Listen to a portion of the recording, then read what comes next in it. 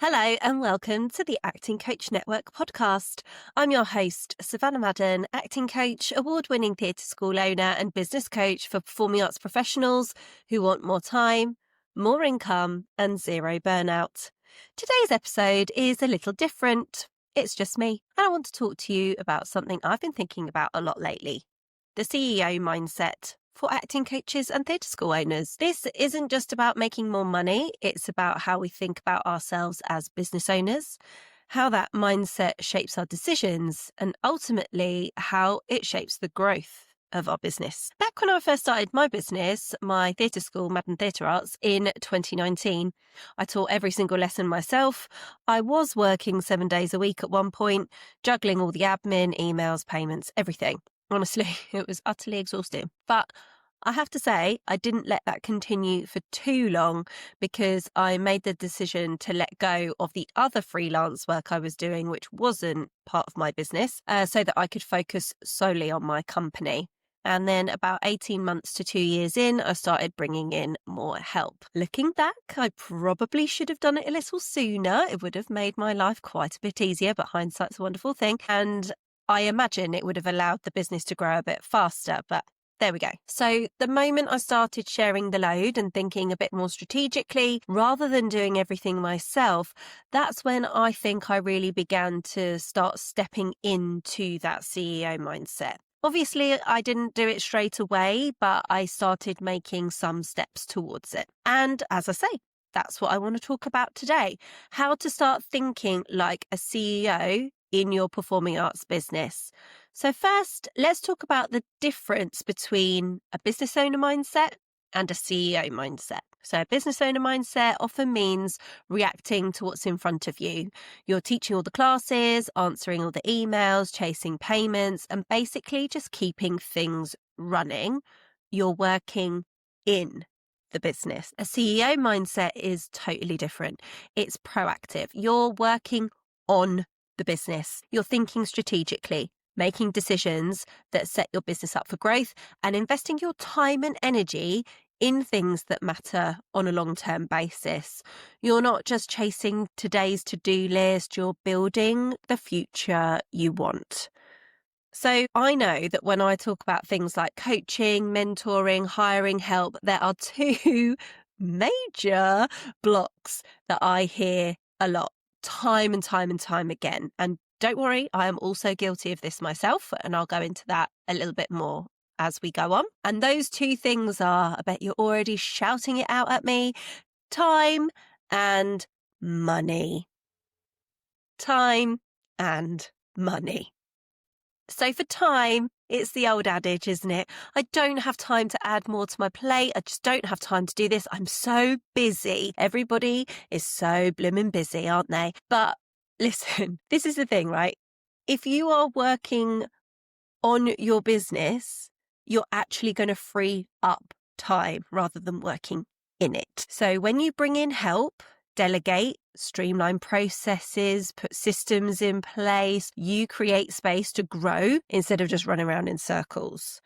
Everyone is always talking about how busy they are, and imagine if you could actually not be so busy. That would be quite nice, wouldn't it?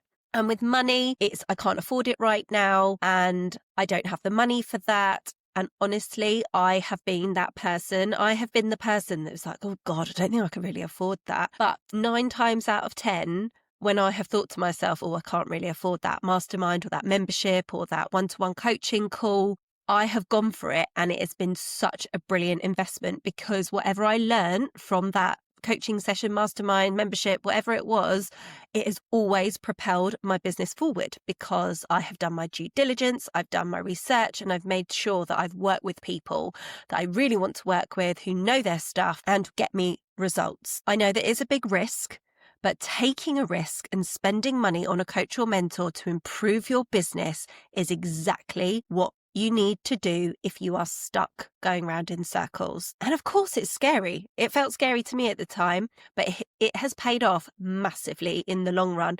I am not someone that is going to sit here and say that I have managed the success that I've had so far by doing it all on my own. First of all, I have a team around me. And secondly, I have coaches. and more than one. I'll tell you that for free. So think about it this way. Actors invest in their training. They either go to performing arts college or go to classes, workshops. They pay for themselves to get headshots, self-tapes. They are always doing things to help themselves grow because they know it helps them progress. And as coaches and theatre school owners, we need to hold ourselves to the same standard. So if you want different results, you need to do something differently. And that often means making an investment of time, money, or both. And this is what I want you to think about. This is the mindset shift that you need to have. It's not spending money, it's multiplying your growth. It's investing in yourself. It's investing in you, the CEO. So let's get into some practical steps to start thinking like a CEO that you can actually take away from today. How can you step into that CEO mindset? So here we go. First thing, number one, schedule non-negotiable CEO time into your diary every week. That means that it's not teaching, it's not admin, it's not emails, following people up or anything like that. It is strategy. How are you going to push your business forward? How are you going to progress and grow? Number two is to track the key numbers that matter. So student numbers, revenue, leads, conversion rates, so that you're not just like busy doing stuff. Because if you don't know how many students you've got coming through your doors, how much money you're making, how many leads you've got in the pipeline at the moment, and how many of those leads you're actually converting into sales, then how on earth do you know how well your business is doing? So that's the second thing. The third thing is to delegate. I think I've mentioned this about 1,000 times, but delegate all the tasks that don't need you and ask yourself this question. Could your business run without you?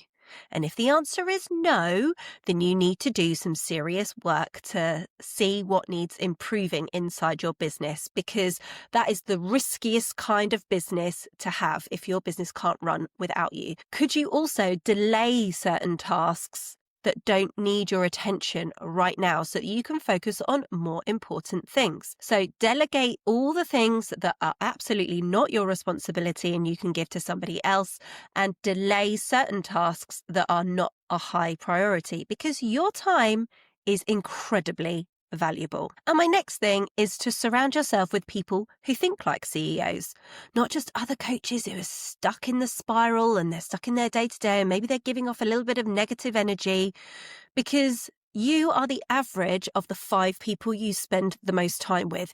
You want to be around fountains, not drains. And I don't just mean other people that work in your industry. This could be family members or friends of yours.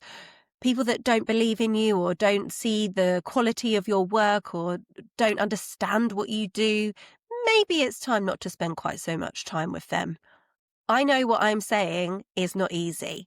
I've been there. I promise you, I did not understand what the benefits would be of investing money in myself, in my knowledge, in my training, in my mindset. I did not understand the value of it at first, but now I do. And I want more people to see your self-worth and how you are so worth it, that you need to invest in yourself to become a better version so that you can lead the business that you want. I understand it is not an easy shift, but the moment you start thinking like a CEO, everything will change.